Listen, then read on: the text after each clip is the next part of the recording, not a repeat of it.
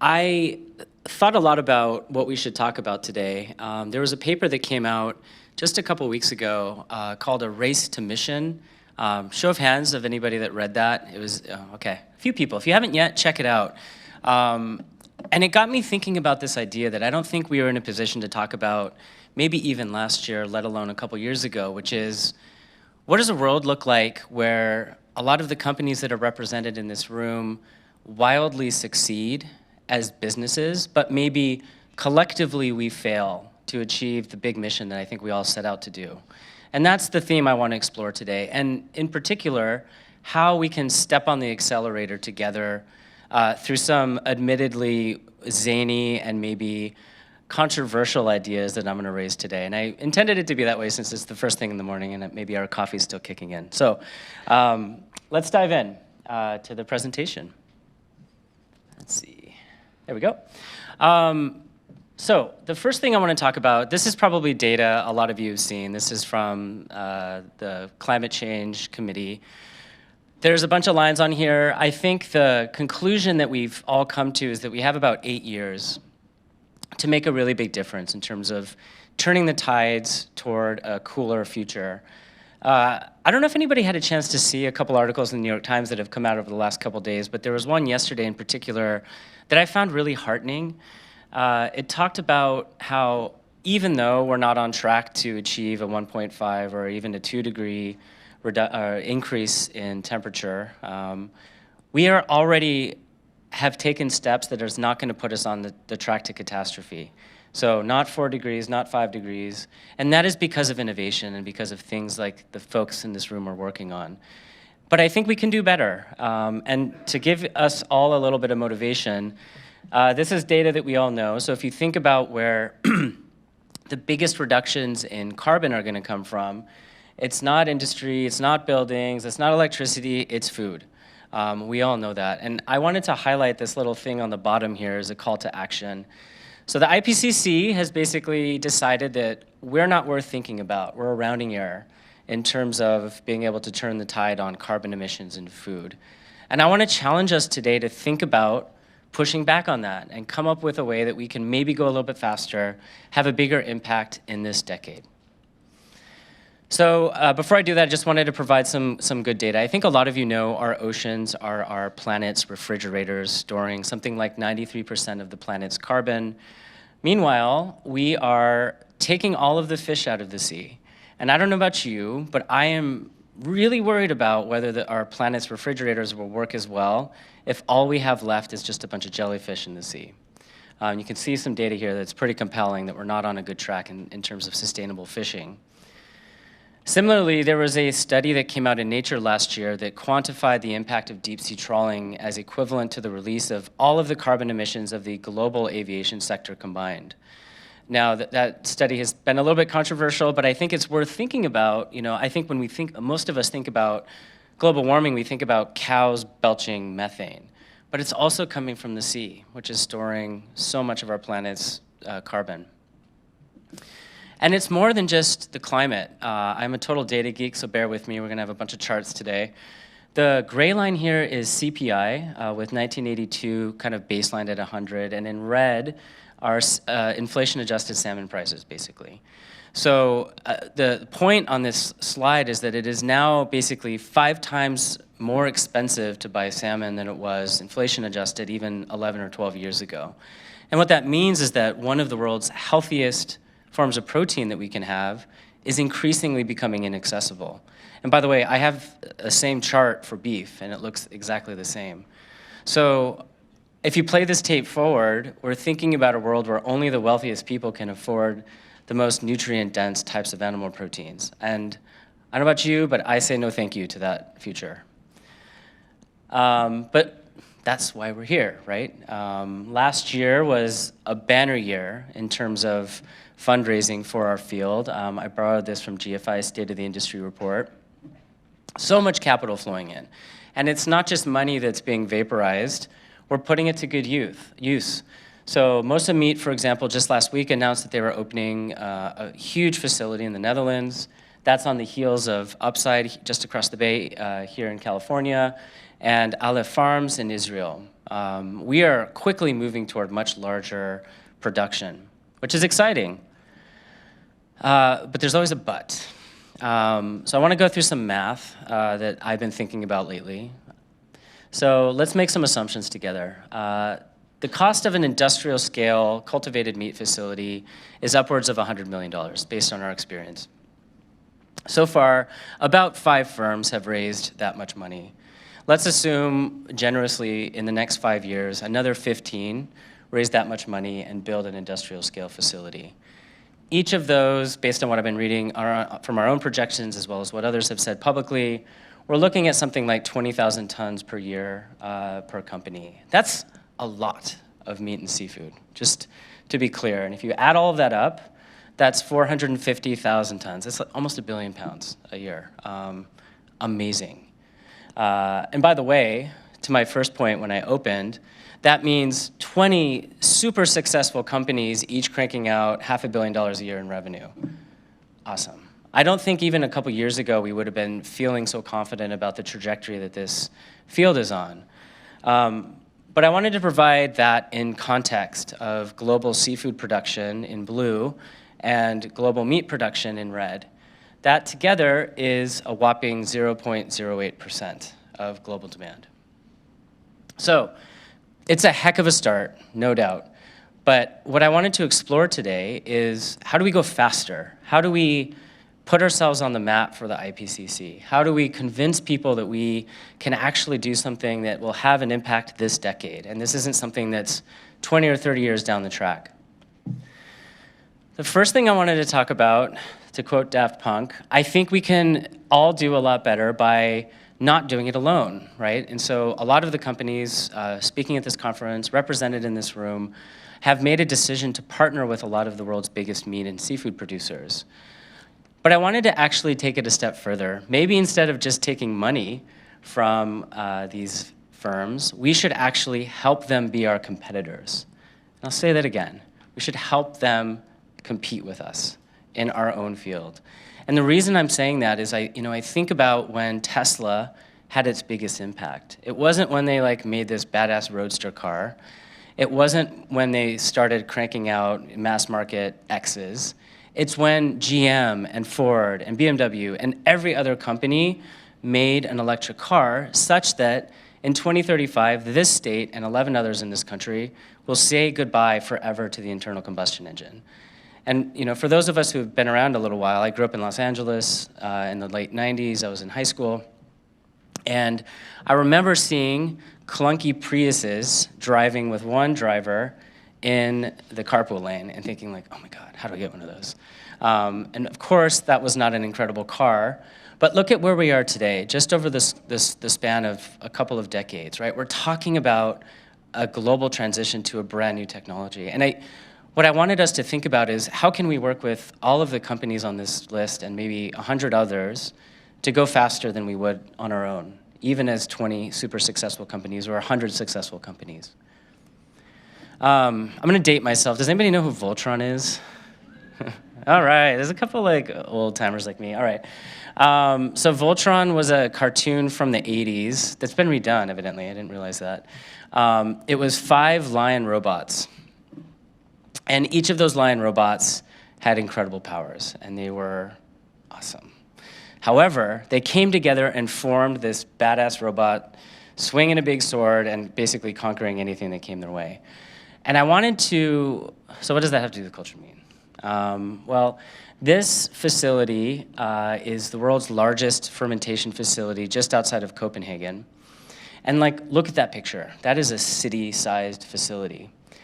And so what I wanted to throw out there as maybe wild idea number 2, what if 5 companies came together and instead of building a pilot plant and then a medium-sized plant and then a large plant and then maybe an industrial-sized plant over the course of 15 years, we just worked together to build one big plant with shared facilities. And for those of you who are on that journey toward building big facilities, you'll know that steam-in-place facilities, clean-in-place facilities, all of these shared utilities, and honestly, even the upstream production part of what we're doing, the growth of cells and bioreactors, are much more alike than they are different.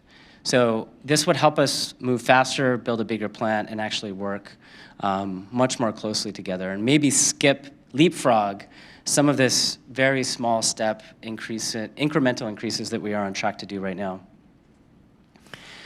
All right, I don't think anybody joined this industry to put their hand out to the government to help us along, but it might be time to think about it. And that's what I wanted to discuss as wild idea number 3.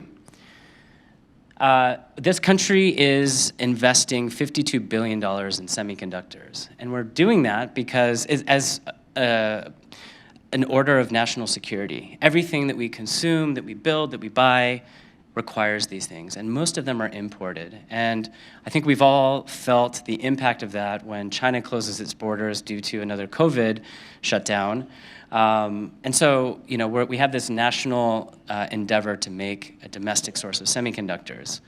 What if we had something similar for food, right? Not just conventional forms of food, but this new generation of food. A big national investment to build something like what I showed on that previous page. And I have to believe whatever city we are locating the Voltron facility in would probably be really excited to have us and might even give us some very interesting incentives. So I talked about Tesla earlier. A lot of people don't know that Tesla took a $500 million loan from the US government to get to where they are today. I bring that up because I don't know if we would be talking about internal combustion-free California in 2035 if they hadn't done this. It might have been 2040. So, and by the way, they paid it back. So there is something really interesting here, which is, A, we can go faster with something like this rather than raising venture capital, which I know all about this. I'm sure a lot of people in this room know about this. It's probably not the most efficient and certainly not the best from a finance perspective, structured way to fund the construction of a big facility. And by the way, it could be very lucrative to the companies that are providing this kind of financing. All right, so the next thing I wanted to talk about is a few ideas of ways that we can work together as an industry that we haven't done before. Some of these things might seem a little crazy, far-fetched, but I wanted to throw them out there anyways, food for thought. The first thing I wanted to talk about is this world of weaponized disinformation that we live in that's really become so apparent in the last 2 or 3 years. There have been a couple of articles that have come out. I don't know if anybody read that article on the left about the end of Beyond Meat, but it was basically a hit piece saying, this is food that nobody wants to buy. This company doesn't deserve to exist. It was a complete hit piece by a political consultant with clear ties to let's just say interests that are not interested in a diversification of our food supply. Right now they're attacking the plant-based movement, but I hope everybody in this room realizes that we are most certainly next. And if you doubt that, just take a look at this piece in the Washington Post just to the right. The last thing I want to do is get pulled into the culture wars that are dividing this country. I don't think anybody wants that. But we need to be prepared. What are we going to say when we are accused of bypassing normal regulatory processes to rush things to market, which everybody in this room knows that that's not true. We've been in deep discussions with FDA for 4 years, as have many other companies. But we need to have our talking points together. We need to talk a lot more about what is our story, how are we going to educate people than we ever have before. The next thing we need to do is to, just like we cultivate our cells and we take good care of them, we need to think about where all the input's going to come from for our production system. And there's 2 examples I want to talk about today. One is bioreactors. So I was talking to Natalie right before this conversation this morning. We're going to need something like 1 billion liters of bioreactor capacity, give or take, in the next few years. Where is that going to come from, right? And to achieve that kind of a build, we're going to need to incentivize companies to start investing now. And similarly, media. How are we going to get the vast volumes of relatively low-cost media that we need to be able to culture our cells? Coming back to my Voltron idea, what if we had those 5 companies also co-locate next to a facility making media for all 5 companies? And by the way, I'm willing to bet 99% of the media is common, even between salmon cells and chicken cells, based on our own experience. So maybe that's not such a crazy idea. The last thing I wanted to talk about is regulatory. So I took this nice resource from GFI and plotted out kind of the state of regulatory discussions in the US. So the point of this slide, of course, as everybody knows, there's only been one regulatory approval, and that's in Singapore. There are good pathways defined in a bunch of other countries, but no approvals yet. But most of the world is gray. Conversations haven't really started. So just knowing who to talk to in these regulatory agencies, how to structure a safety submission, requires a great deal of knowledge that I think we've all earned the hard way over the last few years. But what if we helped each other and just said, hey, my friends in Europe, mostly meet, here's who you talk to at FDA. This is the person we've worked with. This is the format we use to submit our safety submission. We could start to light up the rest of this map much more quickly. Because one of the slowest things in our field is getting regulators comfortable with our industry. It's a multi-year process, as it should be. This is a fairly new thing. We need to make sure people in every single country are very comfortable with what we're doing, that this is a safe process. But I think we can honestly, at this stage of our field, help each other a lot more than we have. And I am so excited. I don't know if everybody saw the news about AMPS and its sister organizations in Europe and Asia starting to come together in a new way. And I hope this will be one of the main things that organization is taking up. All right. Alex talked a little bit about commercialization and creativity. I want to talk for a minute about a few creative ideas that we might be able to accelerate with. So has anybody seen this Wired 5 Levels series? Probably not. A guy I met in London, Patrick Neal, told me about this. So basically, it's an expert who talks about a really complicated topic to a 5-year-old, to an adolescent, to a college student, to a grad student, and then a peer, a fellow expert. And the reason I'm bringing this up is because when every explainer video I've seen, every graphic, automatically reverts to the lowest common denominator, that 5-year-old explanation. And I think as this field matures and we begin to come to market, we need to meet people on different levels. So I want to play a video for just a minute, just to give you a sense of how this astronomer is talking about black holes, so you can kind of see what I mean. So have you ever heard of something called a black hole? What is a black hole? Well, it has to do a lot with gravity. Do you know what gravity is? No, not at all. It's what keeps us on the Earth. What? The reason we're not just flying off the Earth is because Earth has gravity. So if we throw something up, it comes back down. So we've had now effectively 2 different ways of getting more direct measurements. One is the LIGO, which is the Laser Interferometer Gravitational Wave Observatory, which is where we're getting the ripples in space-time coming off of the merging of black holes. The other one that you're mentioning is actually called the Event Horizon Telescope, where they're using radio waves to actually image the event horizon, that region where light cannot escape, from the black hole at the center of our galaxy, which I know they're working on right now. So how do you do your observations in optical and infrared? So fortunately, I'm also doing it from space with the Spitzer Space Telescope, so particularly in the infrared. And my main interest has been to try and study the environment around the supermassive black holes, not as close as where the X-rays are coming from, but clearly there's something from the X-ray corona that illuminates the rest of the accretion disk and the dust that's further out. And so fundamentally, that's one of the key things that I'm trying to use, is trying to see how long, once you've got this sort of pulse that's generated close to the black hole, propagates out. And so you can use optical wavelengths to see that the accretion disk lights up in the optical a little bit as it gets heated up from the X-ray. Okay. So the reason I brought this up is because I think some of our biggest fans would talk like the level 5 expert. But we are not talking like that in the public domain. We're not talking like that in the comments on our social channels. But I think we owe it to everybody in the industry, among consumers, to start meeting them where they are. And I don't have a perfect idea of how we can do that, but I at least wanted us to start thinking about that. How can we make that narrative a lot more educational, a lot more interesting, and customized toward the appetite for detail? I think the instinct has always been, oh, this is science. People don't want to think about science in their food. But I want to challenge that. Because at the end of the day, we're using really cool technology to make meat and seafood.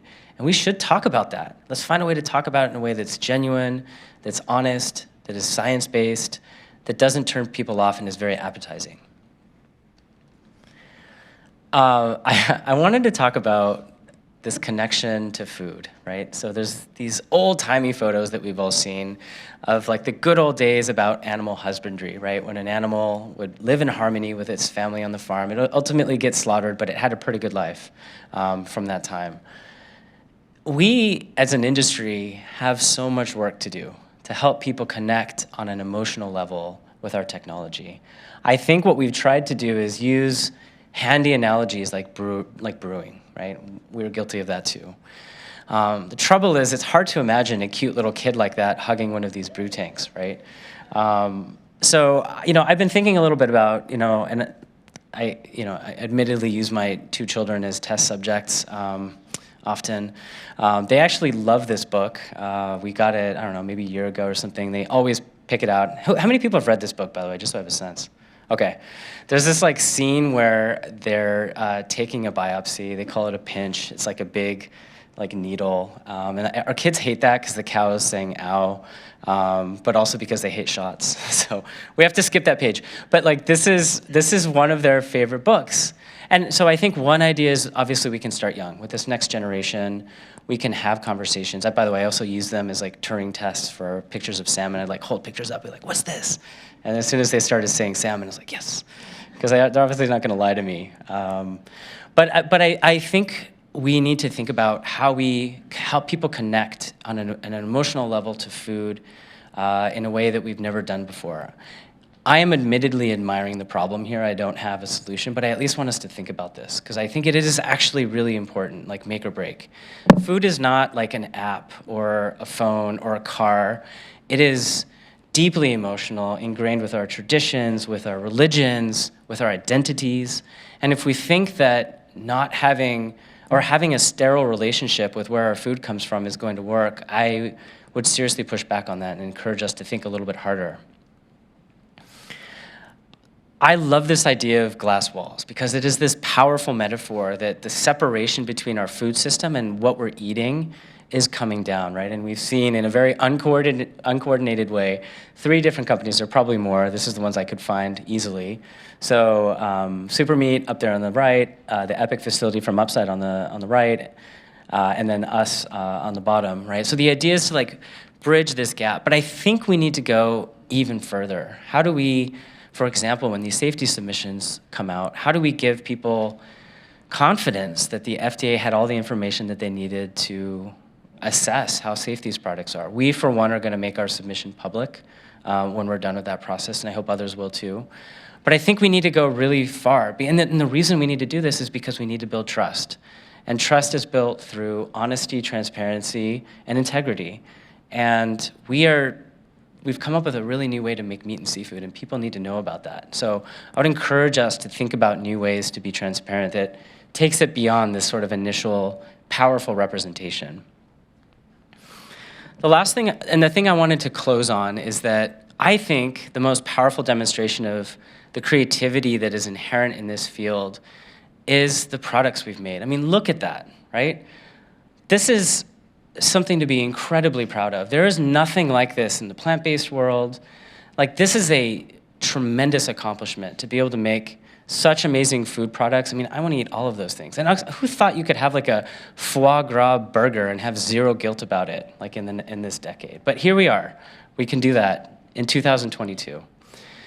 So I think, I wanted to close on this idea that one of the most powerful things that we can do collectively as a field is just make good food products. Like, I talked about so many things, but at the end of the day, we're food companies, and we need to make awesome food products. So congratulations so far to everybody who's been the toil and the multiple years behind each and every one of these products.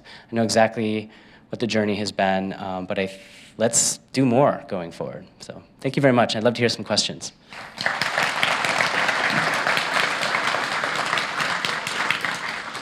If you have any questions, you could use this microphone, so feel free to line up here if you have any questions. Thank you.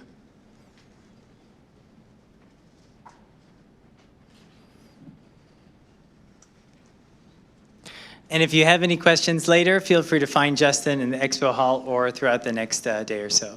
But it looks like we do have some questions coming up to the mic. So let's give it just 1 minute.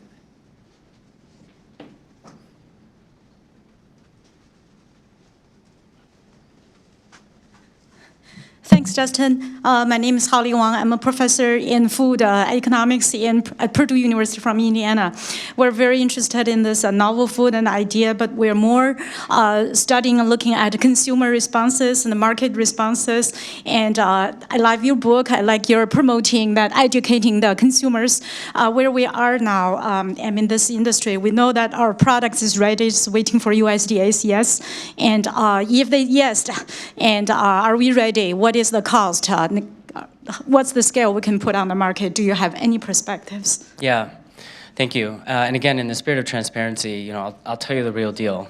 So the real deal is, yes, we're ready, but very small scale. And at least at Wildtype, what we're grappling with now is this transition from being an R&D company into a food production facility. And what that means is producing high quality products every single time that are safe, free of the things that we don't want to eat, like Listeria and E. coli, right? And that transition, at least for us, has been challenging, and it's something that we're actively working through right now. The other major thing that we're focused on, of course, is cost. We've made, at Wildtype and at, I'm sure every other company represented here, huge progress, down from tens of thousands, if not hundreds of thousands of dollars per pound to sub 100 now for a lot of companies.